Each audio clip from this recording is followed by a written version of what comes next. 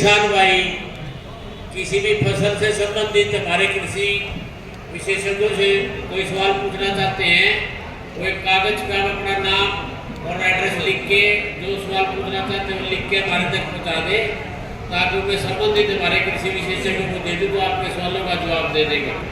आप सवाल सिर्फ कृषि से संबंधित ही विषय में पूछें कि कोई फसल की कौन सी किस्म अच्छी है, खाद पानी का समय, मात्रा, कीड़े मकोड़े, बीमारी आदि के बारे में। तो अगर जो किसान भाई लेट आए हैं वो कोई सवाल पूछना चाहते हैं वो हमारे तक सवाल पहुँचा दें, क्योंकि हमारे कृषि विशेषज्ञ यहाँ आ गए हैं। और ये जो किसान भाई बैठे हैं कुछ एक दो लाइन और खाली कर दें ताकि हमारे वैज्ञानिक साहब यहाँ बैठ सके।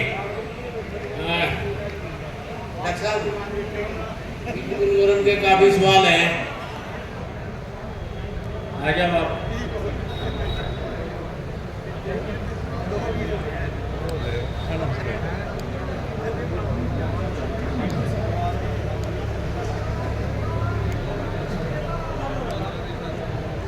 सभी किसान भाइयों को नमस्कार।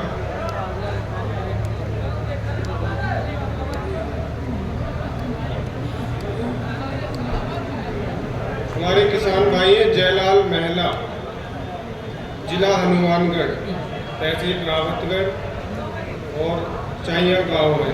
इनका सवाल है कि नरमा में गुलाबी सुंडी के प्रबंधन के उपाय बताएं, वह सफ़ेद मच्छर की रोकथाम कैसे करें इसके बारे में बताएं।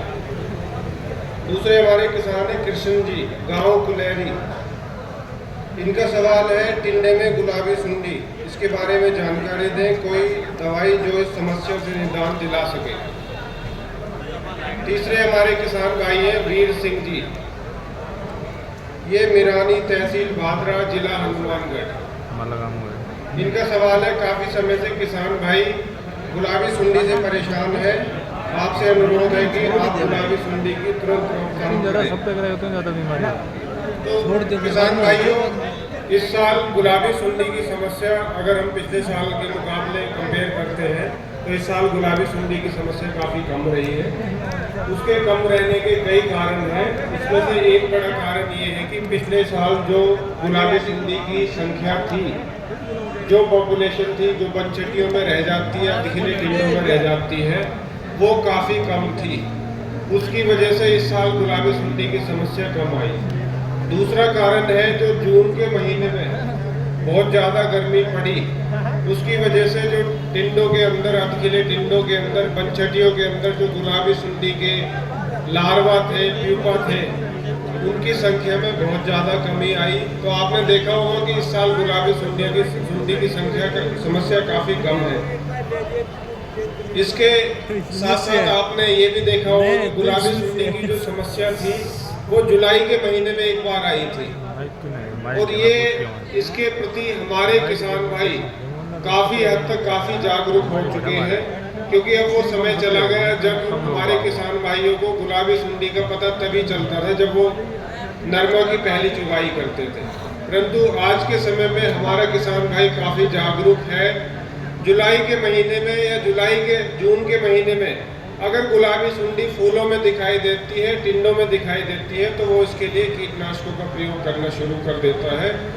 इस साल गुलाबी सुंडी की समस्या जुलाई के महीने में शुरू हो गई थी, और जुलाई के महीने में हमारे ज़्यादातर किसानों ने गुलाबी सुंडी के लिए कीटनाशकों के स्प्रे किए, जिसकी वजह से गुलाबी सुंडी की समस्या धीरे धीरे जो है बहुत कम हो गई। आज की डेट में अगर मैं बात करता हूं तो जिन किसान भाइयों ने कीटनाशकों का स्प्रे किया है उनके खेतों में गुलाबी सुंडी की समस्या 5 से 10% तक है। परंतु जिन किसान भाइयों ने खेतों में स्प्रे नहीं किया है, या जिन किसान भाइयों के खेत गांव के आसपास लगते हैं या बनचटियों का ढेर उनके खेतों के आसपास है, उन खेतों में गुलाबी सुंडी की जो समस्या है, इस समय हमारी जो फसल है ज़्यादातर फसल 120 दिन से ऊपर की है।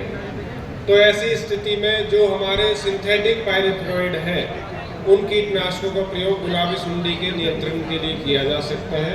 ये जो सिंथेटिक पायरिथ्रोइड है, इनकी कीमत कम है, यानी कि इसमें लागत खर्चा कम आता है।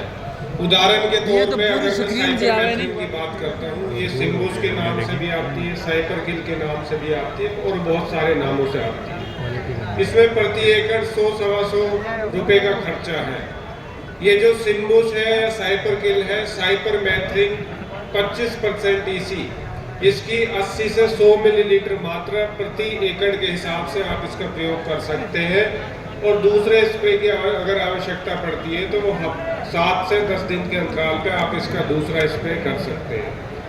इस समय आप दूसरे कीटनाशकों का प्रयोग ना करें, क्योंकि अब नरमा की जो फसल है वो चुगाई पे आ चुकी है, और जो पहली चुगाई है कुछ फार्मर्स ने शुरू कर दी है। 3-4 मन के आसपास की जो नरमा है वो खिल चुकी है और उसका चुनाई का समय आ गया है। तो इस ऐसे समय में ज़्यादा जहरीले कीटनाशकों का प्रयोग ना करें। बेहतर ये अगर आपके खेत में सफ़ेद मक्खी की समस्या नहीं है तो आप सिंथेटिक पायरेथ्रोइड, जिसमें साइपरमेथ्रिन है या अल्फामेथ्रिन है या डेल्टामेथ्रिन है, जो जैसे इसके नाम से आती है, इसकी 160 से 200 मिलीलीटर मात्रा प्रति एकड़ के हिसाब से इसका प्रयोग कर सकते हैं। इसके साथ हमारे किसान भाई का और सवाल था कि सफ़ेद मच्छर की रोकथाम कैसे करें। वैसे तो अगर इस साल की बात करते हैं तो सफ़ेद मक्खी का प्रकोप अमूमन किसानों के खेतों में नहीं पाया गया। ये सफ़ेद मक्खी की समस्या वहीं पे पाई गई है जहाँ पे बरसात कम हुई या हमारे किसान भाइयों ने अपनी 120 दिन से जो पहली फसल है, 120 दिन से कम अवधि की जो फसल है, उसमें अगर सिंथेटिक पायरेथ्रोइड, जिसमें साइपरमेथ्रिन है, पेक्लोमेथ्रिन है, अल्फामेथ्रिन है या लेग्रासाइलोथ्रिन का प्रयोग ज़्यादा किया है, तो ऐसे खेतों में सफ़ेद मक्खी की समस्या पाई गई है। अब मौसम ठंडा होने लगा